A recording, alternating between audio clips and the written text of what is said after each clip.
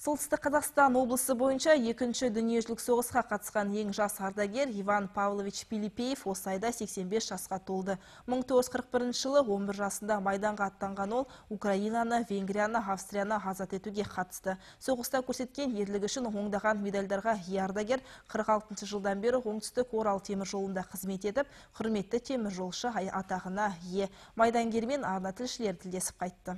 Иван Пилипеев жастайынан ата-анасынан айырылып балалар үйіне түсті. 1941 жылы соғыс басталғанда 3 ағасы майданға аттанды. Оның жасы небары 11-де еді. Әскер қатарына қосылам деген ниетпен ол тәрбиеленіп жатқан мекемеден қашып кетіп, темір жол арқылы Челябі қаласына дейін, кейін әскери техника арасында тығылып, Куйбышев қаласына келді. Еще не страшно было.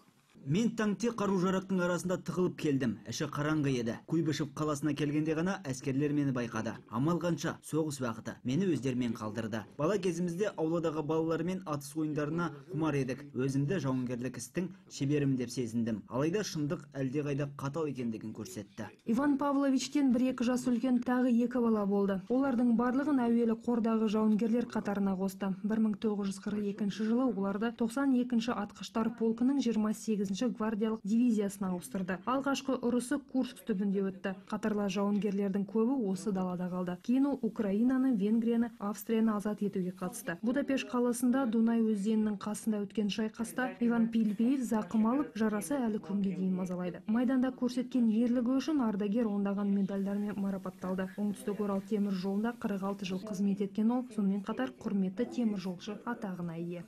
Так получилось, что потом. Темір жолдағы жұмыс әскери қызмет сияқты тәртібі қатаң. Негізі Иван Павлович соғыстан кейін әскер қатарында қалғысы келді. Алайда тағдыр басқаша бұйырды. Немерелеріміздің біреуі ата жолын қуып, қазір темір жолшы болып қызмет етеді. Жалпы 3 баладан біз 7 немере мен 9 шөбере сүйіп отырмыз. Иван Пилипеевтің есімі темір жолшылар арасында ерекше құрметке ие. Локомотив депосының мұражайында оған арналған бөлім бар. Жуырда 85 жылдық мерейтойын атап өткен ардагердің ендігі арман тілегі тыныш өмір мен немере шөберелердің аман саулығы. Әсіл Оразбаева, Юрий Исқақов, ақпарат.